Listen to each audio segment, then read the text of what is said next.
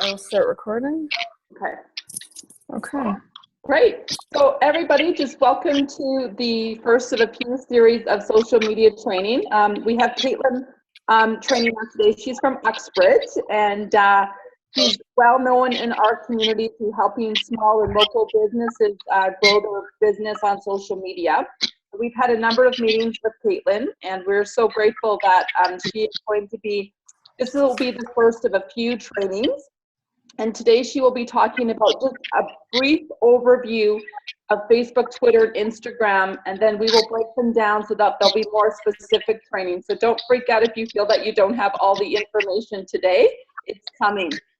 Everybody that's on the call today, I would just ask you to mute yourself so that we don't get background noise. So just take yourself off. At the very bottom, you can mute yourself. There's a button there. Just hit the mute button. If not, Nicole Webb can start muting you. Thank you. Welcome, Caitlin. Thank you very much. Nicole, could you just confirm you can see the presentation screen right now? Good. Perfect. Okay. So today we're going to talk about 3 of the main social media programs available: Facebook, Twitter, and Instagram. I'll go through each one in an overview and why they're relevant to small business today and to what you're doing. And then I will also go through a couple things that you would need to know or should want to know when using these social networks. And then lastly, we'll take a little tour of the main pages for each of them, so you'll get an idea of what they're each about. So let's get started. So the first one we're going to talk about is Facebook. And with Facebook, many people use it personally, and some people may be familiar with Facebook pages. If you're not, a Facebook page, as you can see in the screenshot included, it's very similar to a personal page, except you have more options for engagement, and you have opportunities to advertise through your page, reach a wider audience, and it also sets you up to comply with privacy regulations that are in place both in Canada and around the world. The next thing that is an option within Facebook is a Facebook group, which many of you are probably already a part of a group. So different from a page, a group is more about a conversation with many people, where a Facebook page is generally one person or brand contributing to the page, and therefore the audience is viewing their posts. Whereas a group, you may have multiple people who post things and have a conversation. In general, there, as you can see, 1.59 billion monthly active users. So it's has a huge population of people who actively check into Facebook, whether it's every few minutes or once a day or once a week or once a month. Of internet users who use Facebook, 76% female and 66% of male internet users use Facebook. Okay, next. So what you need to know. Facebook has an algorithm that determines what people see. So in your news feed on Facebook, when you see posts from your friends, you'll see updates from a page that you might follow or a person you might follow, such as a public figure like Chris Carr. That's determined by this algorithm, and each person's feed is personal to them, and therefore the algorithm is different for everybody. So what that means is when you're coming up with content that you post to Facebook, you'll want to follow a certain set of ideas and thoughts that will help the algorithm know whether it should show your fans your content. And we'll get more into that when we talk about Facebook on its own in a future presentation. Posts can be boosted to reach a new audience that is outside of people who already like your page. So when you see a post in your newsfeed and it says sponsored, that means that the post has been boosted, so money has been put behind it, like a traditional advertisement, to reach out to a new audience, and that can be determined through analytics that you set up, such as location, could be age, gender, all those kind of things. Even interests can be included in that. There are apps you can use to further engage with people on Facebook. So you can connect other social networks, such as Instagram or Twitter, to your Facebook page, but you can also do things like include a sign up for an email newsletter.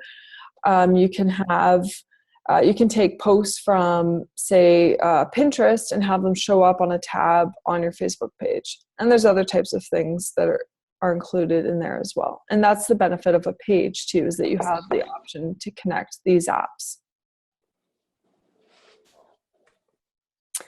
So why use a Facebook page? This often comes up because a lot of people have a personal Facebook account and they feel that they're having a lot of success with engaging with their Facebook friends and using their personal account. The obvious benefit is that if you have a Facebook page, you can disconnect your personal Facebook account and your page in terms of who you reach. So you're able to connect with your friends personally, and then you can connect with your business contacts through your page. The nice thing about Facebook is that it is set up so you can log in through your personal account and you can manage both your personal Facebook timeline as well as your Facebook page from one account. And it's done that way to make it easier for you. So if you share something to your Facebook page and you want your personal friends to see it, it's very easy to share it to them as well. As you can see there, Facebook has a maximum of 5,000 friends that you're allowed to connect with through your personal account.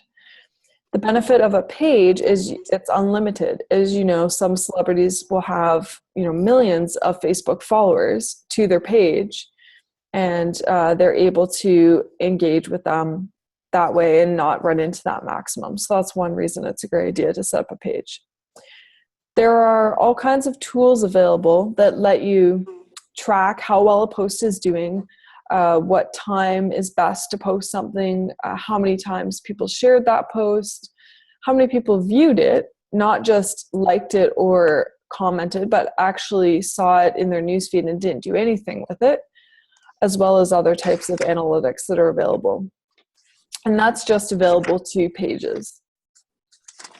You're able to have more than one administrator on your page as well. So what that means is if I have a Facebook page and I have someone else who helps me with posts, they can log in from their personal account and manage the exact same page. And the audience of your page doesn't know any different. They just see the post coming from your page, whether it's you or someone else posting it. So that can help to ease your workload if you have someone helping you. It could also mean that if for some reason someone's account was hacked, or if your account was hacked, you have a backup person who is the administrator on your page, and they could access your account so that if you have to, they can access your page, and if you have to shut down your account and create a new one, you didn't lose your page. You've only lost your personal account. So it's sort of a security measure as well. The other benefit is you can schedule posts. So within Facebook, when you have a personal account, you'll just notice you go to do a post, you hit the post button, and away it goes. It's sent out to the world. When you have a page, before you hit the post button, you'll see you have an option to schedule that post, and you can pick any day or time in the future and set it to schedule at that time. So if you decide that in the morning you want to set up all of your posts for the day or for the week, you can do that all at one time, and then they just show up in a list, and you'll notice that in 2 days, if you have one scheduled, that post will show up publicly on your page. So it's another good reason to use a page.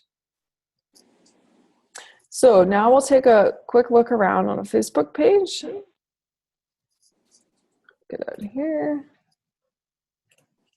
We'll go to this page. So this is what the page looks like on the front end. So this would be if you are visiting someone else's page, this is what you would see. So the difference here, this is Chris Carr, this is her page. So this isn't her personal Facebook account, but this is her public view that everybody sees. So we have at the top the cover photo, which is just like on a personal timeline. And then you have a profile picture here.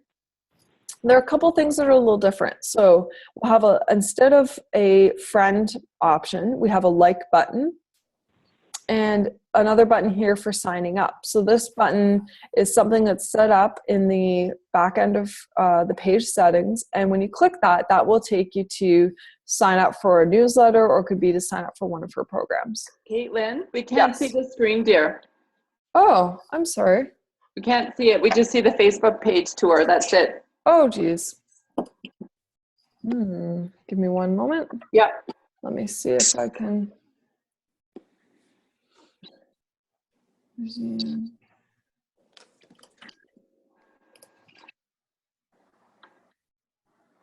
Bring your shared.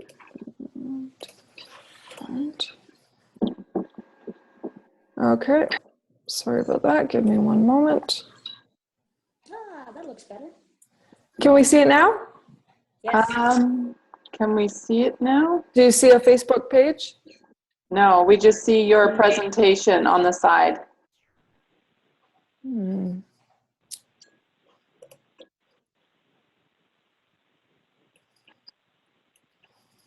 Okay, let me go back. Do you see me searching for Facebook right now? Yeah, Okay. exactly. Yeah, this will work. All right. Sorry about that. That's okay. Let's try that again. Oh. There, now we're in. Okay. Okay, so let's start that again. Okay, so we're looking at Chris Carr's public profile on Facebook. So this is not her personal Facebook page. This is this is not her personal Facebook account. This is her public page. So you'll notice that it's very similar. We have a cover photo at the top. We have her profile picture on the side. And it looks a little bit different. So this is where I was describing before. Instead of a add friend button, we have a like button. So that's to follow her page. We have a sign up button, which will take you to sign up for a email newsletter, or it could be for one of her programs. And then we have tabs here along the top.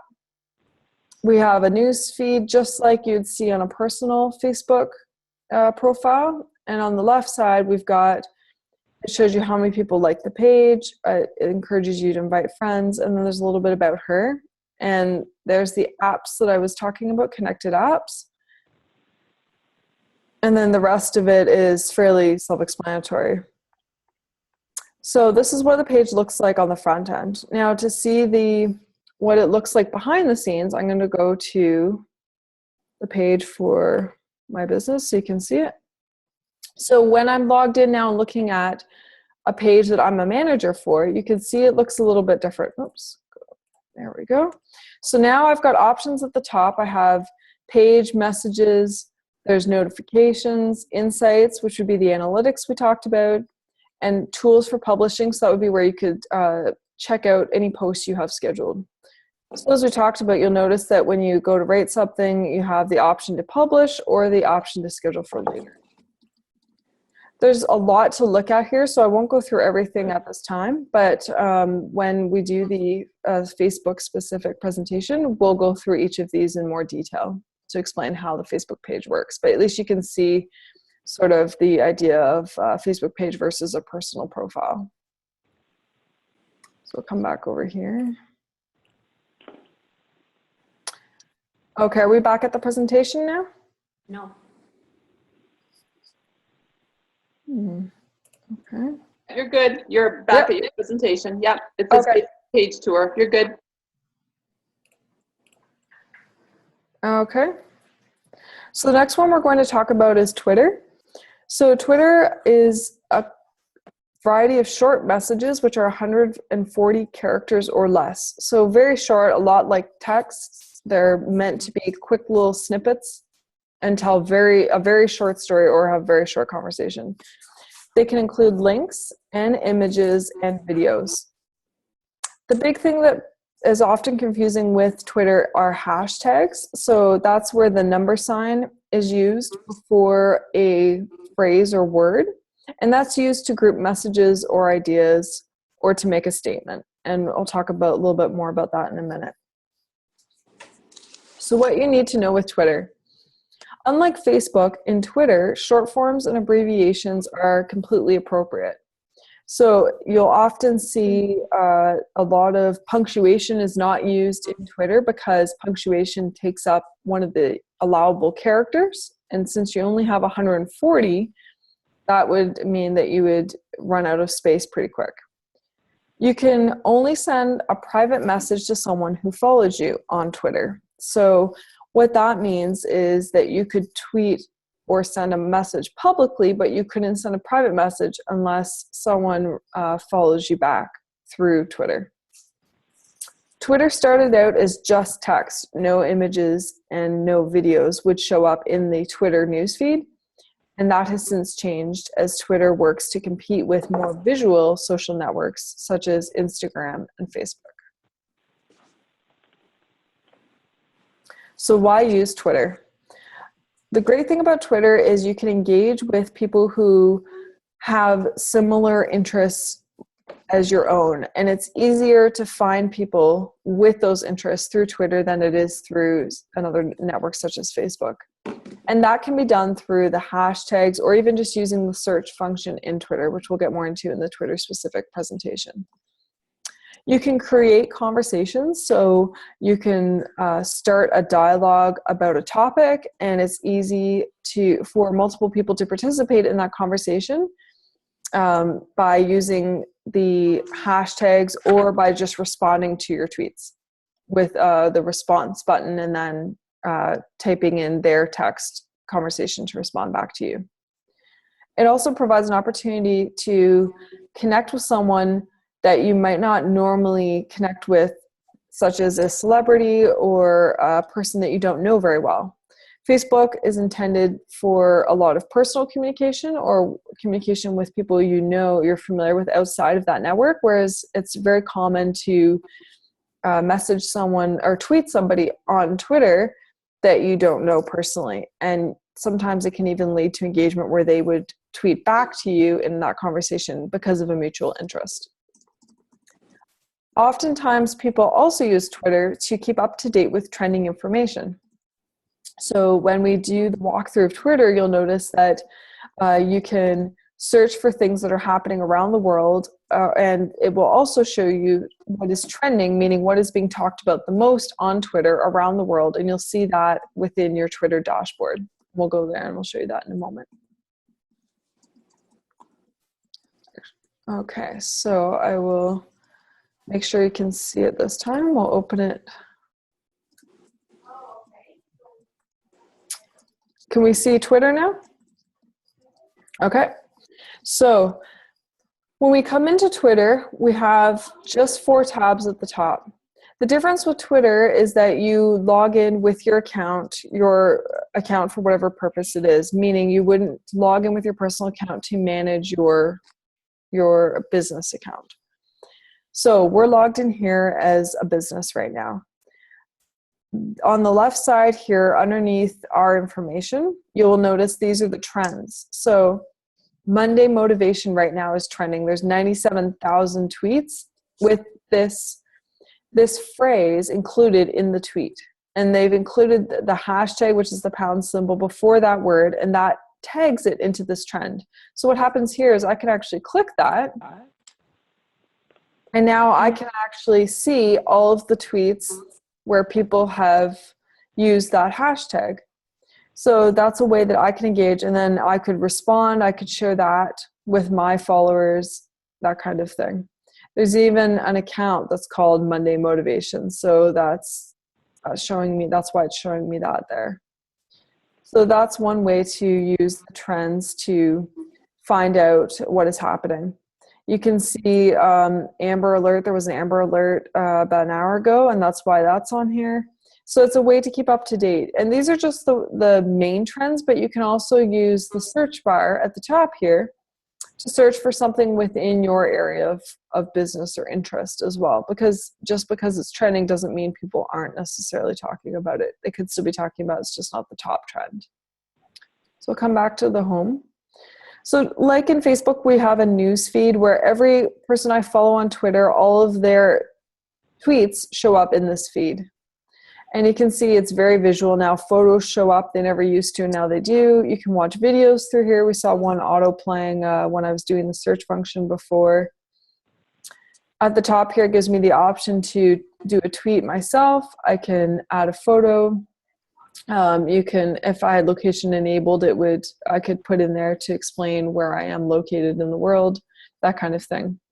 On the far side here, it will show me people that I might want to follow based on my interests. Notifications would be people who are interacting with my tweets. So this shows me here that people have either retweeted or liked a tweet, or new people who have followed my account. Messages would be direct messages that have come in privately to the account. So sometimes people will send a direct message if they have a question and maybe it pertains to something personal to them. They don't want it to be public. Then they're able to message you as the Twitter account user so that you can see it privately and the whole world doesn't see their post. Okay, so I'm going to switch back over to the presentation. And now we're going to go to Instagram. Nicole, hello? Nicole, can you hear me? Yeah. Okay, Nicole, I was just wondering with the Twitter, now can you make another account without having another email, or is there a way of doing that? Because I did make another Twitter account, but I only can do that if you have like another email account, right? That's correct. So that you can't make separate accounts with your just the one name. You need to have a separate email address for every Twitter account that you have. Okay. So what I would suggest is create a free email account using Gmail. Yeah. And then create your new Twitter account, and you could just use that. All that will happen is your Twitter notifications will go to that account. So you could always have that Gmail account forward to one you use more regularly. Okay. Okay. Specific ones. I was wondering if there's one, like if you could have more with one account. So yeah, with Twitter, they don't let you do that, unfortunately. You have to have a separate email for each one. Thank you. No problem.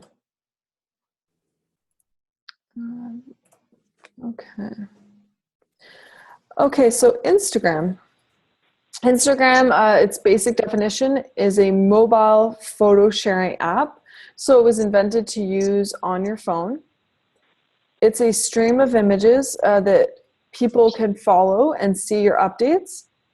And how it started out is that filters, and this is how it works currently, is you can apply a filter to your photo and it will make it look like a vintage photo taken with an old camera. So there's several different filters, and that was sort of the appeal of it in the beginning, and it has since grown to be a visual blog, essentially, that people use to convey visually what's happening within their day or within their business or what it is that they're doing. It's owned by Facebook now, so Facebook is working to integrate it with what they're doing with ads on Facebook. It's still a very new area, but you'll notice now that in Instagram you'll start to see sponsored posts, and Facebook is also applying the algorithm that it uses on Facebook to Instagram, meaning that you will see a curated feed, not just every single post of the people you follow. You're going to start to see what it thinks you want to see. So what that means, it will become even more important to post to Instagram relevant content that your followers will want to see, because they will engage more often with that type of content. So what you need to know: you can post photos, and you can also post videos that are up to 15 seconds in length. It sounds very short.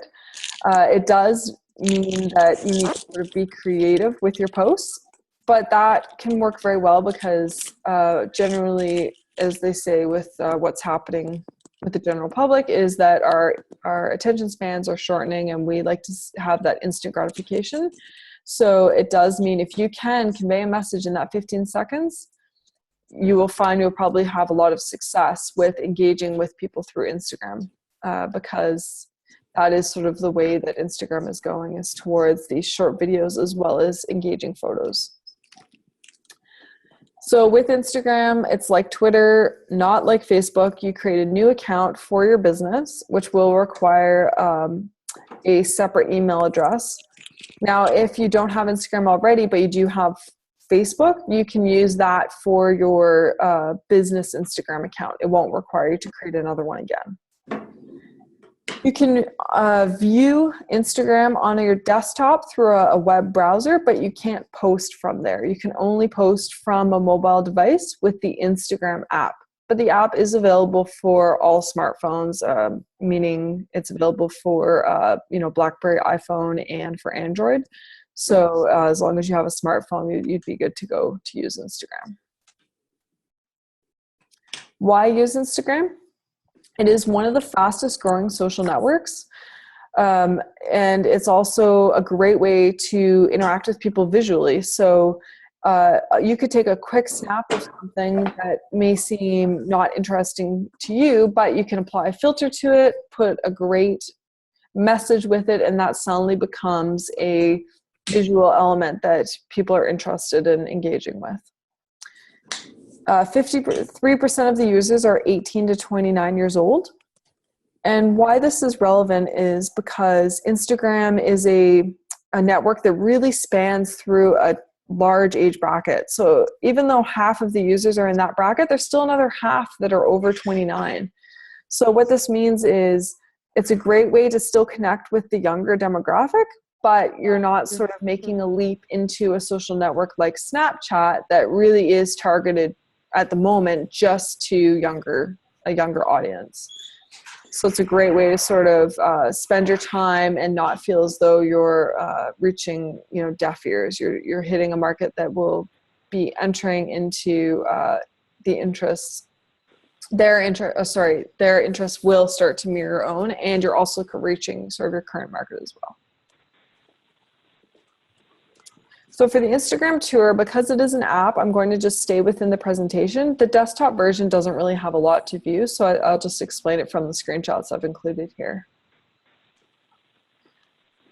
Okay, so I've again chosen Chris Carr as example just to keep the message consistent. So as you can see, the screenshot on the left, I'll use my cursor again here if you're able to see it. This is one of her posts on Instagram. So this is clearly not just a photo that was taken and then posted. This has been, they've added this tag up here. They've added the URL, like the, the website link, or not link, but the website address has been written onto the photo down here, and then it's been shared. You can see down here the number of likes. So that means people have clicked this little heart spot right here, and that means they've liked it. This little bubble here is for comments. So if I go to the next screenshot here, these are all comments that came in on one of her posts. So what would happen is they would click the bubble and then have the opportunity to comment. And that is also how someone could respond to one of the, so Chris could respond back to the people who have left her comments here by also clicking the same comment button. This arrow is to share it. So that means you could share her post to your Instagram followers as well. Within the app itself, at the bottom, this is sort of the little dashboard, this black area. The big blue button in the center would be to create your own Instagram post. And it's supposed to show like a camera, because what it would do is take you to either your photos on your phone or your camera to create a post. The little glass here would be to search. So you can search, like on Twitter, hashtags are predominant on Instagram as well. So you can search through Instagram for hashtags that match what it is, whether it's, say, wellness or nutrition or healthy eating, things like that can all be searched for in here. And you can see what other people are posting as well as comment on those posts. This little heart bubble symbol shows you notifications. So if somebody likes your post or somebody's commented on your post, that's the little red dot that's a little cut off there. That red dot is to say there are notifications available. This would be where your profile information is. So you can click there and look at that. So for the comments, you can notice that on the side here, it talks about when the comments were posted. So 1W means 1 week ago, 60 is 6 days ago, etc. And this is a great feed of comments because you can see what this post was about is a new program that she is launching. And you can see the interest, sign me up, things about will you announce when you've chosen the group, things that they want, yes, please, people who are interested, sounds great, is it food or just juice, comments, questions, a lot of things that mean people are interested in what it is she's promoting. So this last screenshot, this is the search function. So you can see you can search for anything, which top would be the top search, top results related to what you're searching. People would be other Instagram users. Tags would be like the hashtags or tags related to the post. And places would be if you have location turned on, you can search for places that are nearby. So that gives you sort of an overview of Instagram very briefly. And I believe now we've covered each of those social, I'm just gonna cancel this. Okay, so now we've covered a quick overview of Facebook, Instagram, and Twitter. And I think we won't go into any more detail at this time, but we have our next presentation, which is going to be more in depth of Facebook and Instagram, is on April 25th at the same time. And we will be back to also answer questions as well if you have any questions at that time too for Facebook and Instagram. Okay, thank you so much, Caitlin. I think we have about like 5 minutes left. There was a few questions. If you want to unmute yourself, we've got a few minutes to grab some questions before we wrap up. Does anybody want to ask Caitlin a question? I do. Caitlin, I had a business fan page, and I found that I was getting a lot more interaction with my personal page, so I started using my personal page more and then kind of stepped away from my fan page. Okay. Now I'm wondering if I should go back based on what you said. Mm-hmm. And I just found I wasn't getting any interaction on my fan page, so I'm wondering if there's something I can do to change that. It is very difficult. Facebook basically decided that they want to make money, which is understandable. So they made it harder to engage with people through your page unless you do a lot of paid aspects of the Facebook page, meaning boosting posts, running ads, things like that, which you ideally don't want to do, especially if you're already seeing good engagement on your personal page. The best thing to do is to try and get as many of your personal followers to your page. So you can go to your page and use the invite friends option. Select all of your friends if you can and have them go there.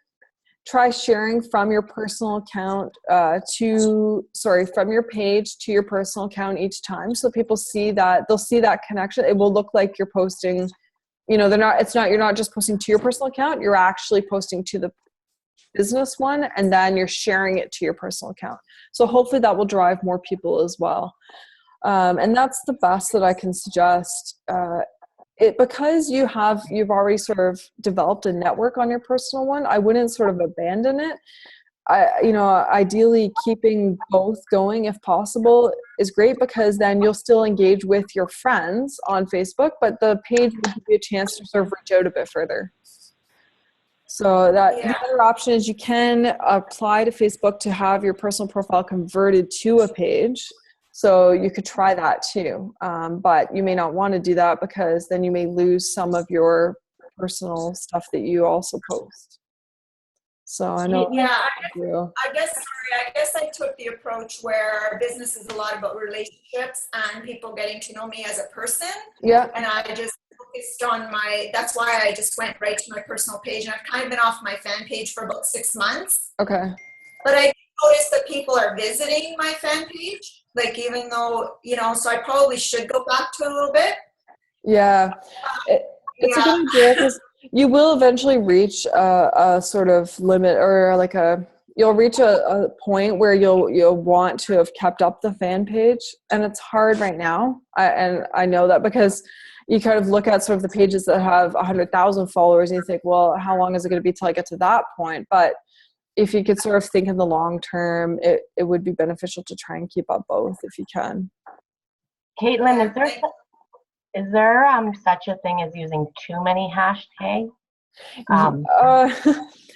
I see some posts out there and they just go on and on with hashtags, kind of lose their meaning. I agree. There's definitely different schools of thought on that. I think people do it because they feel like they're going to reach out to more people if they do it that way, but I think it gets cluttered. The best practice is to sort of think about what you would like to see. Like if you see, 15 hashtags, are you really going to take the time to read them all? Most likely not. The argument can be made that if someone's searching for hashtags, that your post will come up with that hashtag. So certainly if you're going to use a lot of them, keep it to the end. Like if you're doing it on Facebook, keep it to the end of the post, because Twitter, of course, you'll get cut off eventually. But on Facebook, just keep it, if you were to sort of hit enter so that it's aligned down underneath your post content, it's not as much in the way of your other, your actual message you want to convey. And make sure they're relevant. If you're putting in something that's just filler, it's almost like, Google, people try to make their site come up higher on Google by putting in a whole bunch of keywords that aren't relevant, but actually just ends up hurting the search result in the end. So same idea, it would work the same way. If you kind of go nuts and they're not relevant to what you're talking about, then it will just end up being a negative at that point.